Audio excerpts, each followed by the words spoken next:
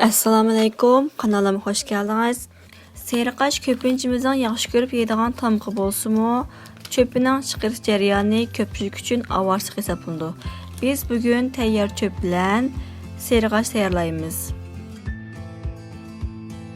Aval qaynagan suğa çöpümüzü salımız. Bir bal qoşuq zərdeçal selip aralashtiramiz.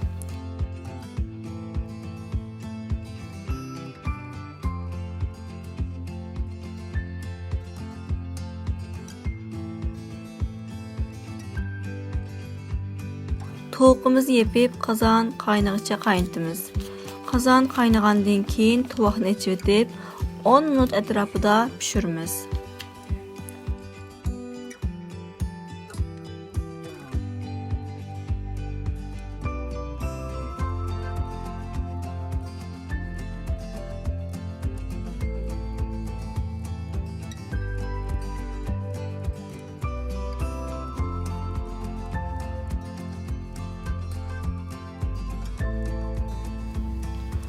Çöpümüzü süzüp soğuk suda çöp muzluqca çayqaymiz.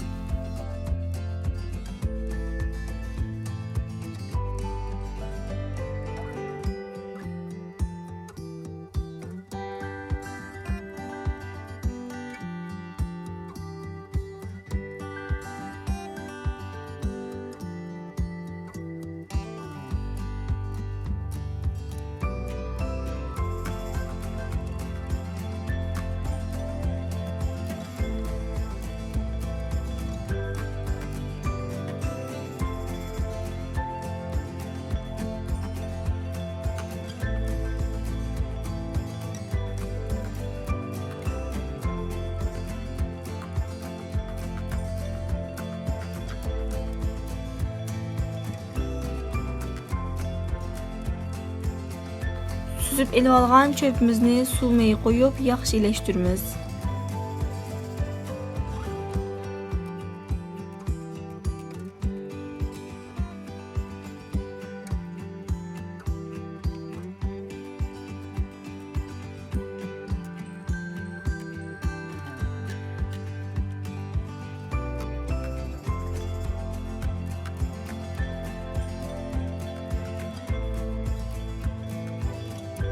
Əmdi suyunun tayyorlash bosqichiga keldik. Qozonga ozroq yağ qo'yamiz.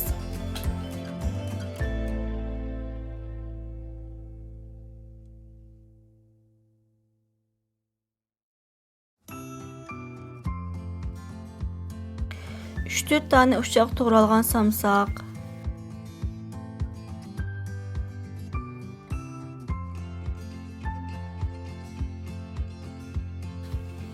yarım baş uçaq to'g'ralgan piyoz,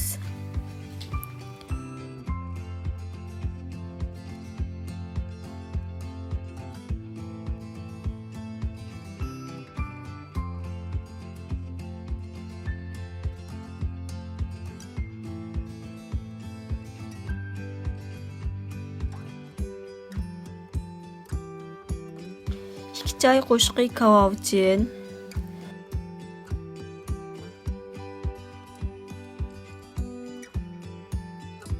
bir bal qo'shiq so'qilgan zencefil,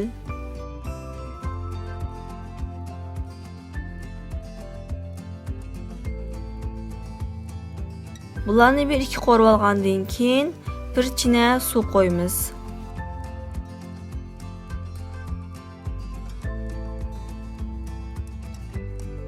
Suv qaynab 5 minutdan keyin ushaq to'g'ralgan qizilmushni solamiz.